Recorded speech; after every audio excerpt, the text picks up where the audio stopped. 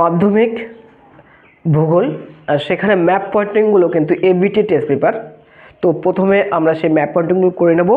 এটা সবার শেষের দাগ 6। তো সেখানে 10টা ম্যাপ পয়েন্টিং আছে এবং যতগুলো ম্যাপ পয়েন্টিং আছে সেগুলো আমরা বোর্ডের মাধ্যমে আমরা একে একে দেখব এবং পরীক্ষার ক্ষেত্রে শর্ট প্রশ্নের ক্ষেত্রে কিন্তু এমসিকিউ ক্ষেত্রে খুবই গুরুত্বপূর্ণ।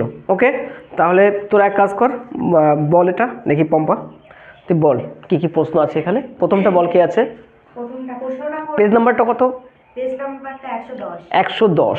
আমরা টেস্ট পেপারের পেজ নাম্বার হচ্ছে 110, এটা ধরছি, ঠিক আছে।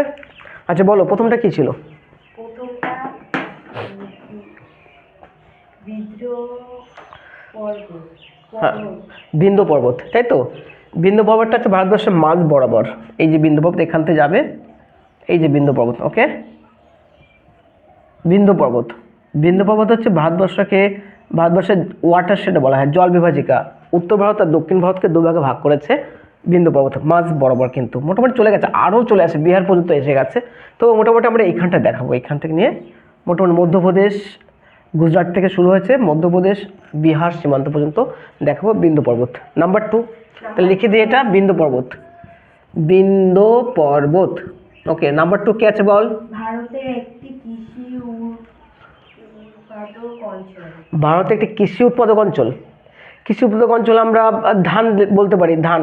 পশ্চিমবঙ্গে, এটা পশ্চিমবঙ্গ, আমরা এটা দেখিয়ে দেবো পশ্চিমবঙ্গ ধান উৎপাদক অঞ্চল।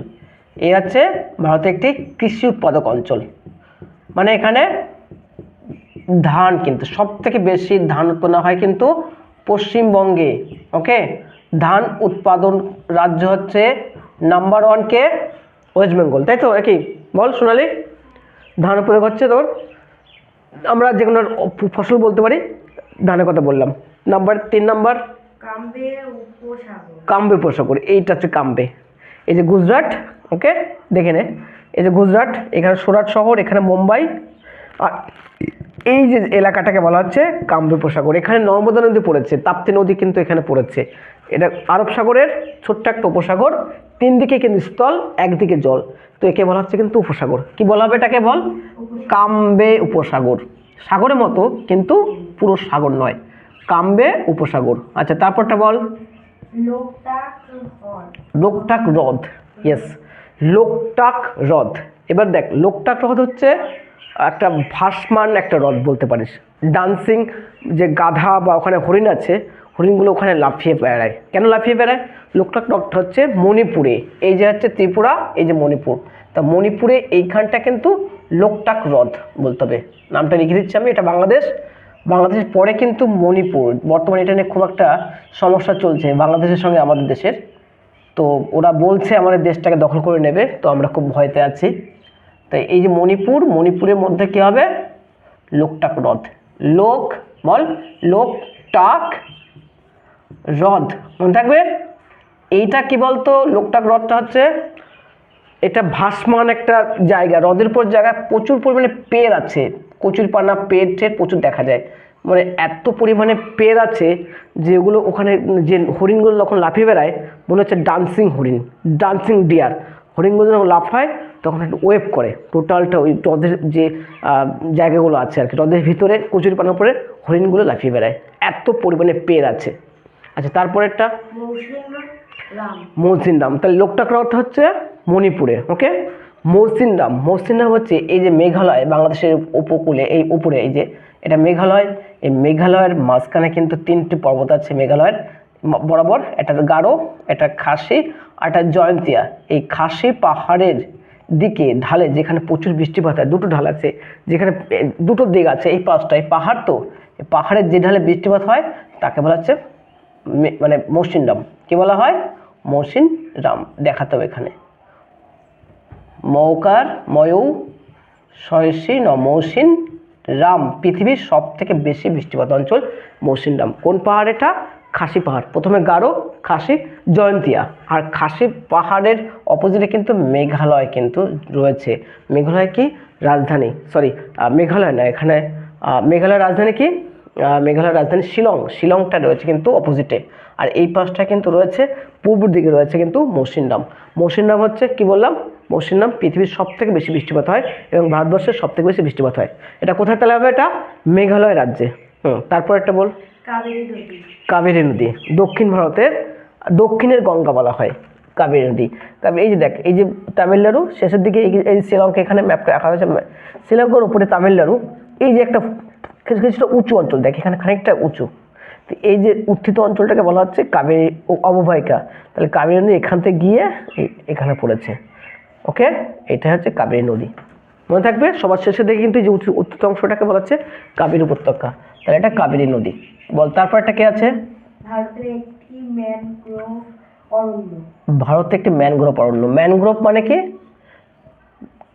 ম্যানগ্রোভ হচ্ছে যেখানে সুন্দরবনে যে অরণ্য দেখা যায়, ম্যানগ্রোভ অরণ্য। আমাদের পশ্চিমবঙ্গের যে পশ্চিমবঙ্গে গেছি, এইখানে সুন্দরবন, এইখানে সুন্দরবন যেটা, এই যে সুন্দরবন, এইটা হচ্ছে সুন্দরবন। এই যে দক্ষিণ চব্বিশ পরগনা, এটা হচ্ছে সুন্দরবনে কী কী গাছ দেখা যায়? সুন্দরী, গরান, গেওয়া, হোগলা পাতা বা এগুলো বেতুয়া না, সরি, এই এই এই গাছপালাকে একসঙ্গে বলা হয় ম্যানগ্রোভ অরণ্য। ম্যানগ্রোভ অরণ্য। এখানে বাঘ থাকে, বাদা বন আছে, আর লবণাক্ত মৃত্তিকা আছে। ওকে, তাহলে ম্যানগ্রোভ অরণ্য কোথায়? পশ্চিমবঙ্গ বলা যেতে পারিস, আবার উড়িষ্যা হবে, উড়িষ্যার শিমলিপালও হবে, অন্ধ্রপ্রদেশ আছে। আচ্ছা, তারপর একটা প্রশ্ন বল। লোহিত মৃত্তিকা অঞ্চল। লোহিত মৃত্তিকা অঞ্চল মানে লাল মাটি দেখা যায় কোথায়?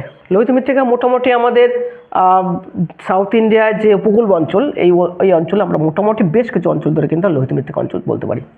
এই অঞ্চলটায় উপকূল বাদ দিয়ে এই অঞ্চলটা লোহিত মৃত্তিকা, লাল মৃত্তিকা এটা বলা যেতে পারে।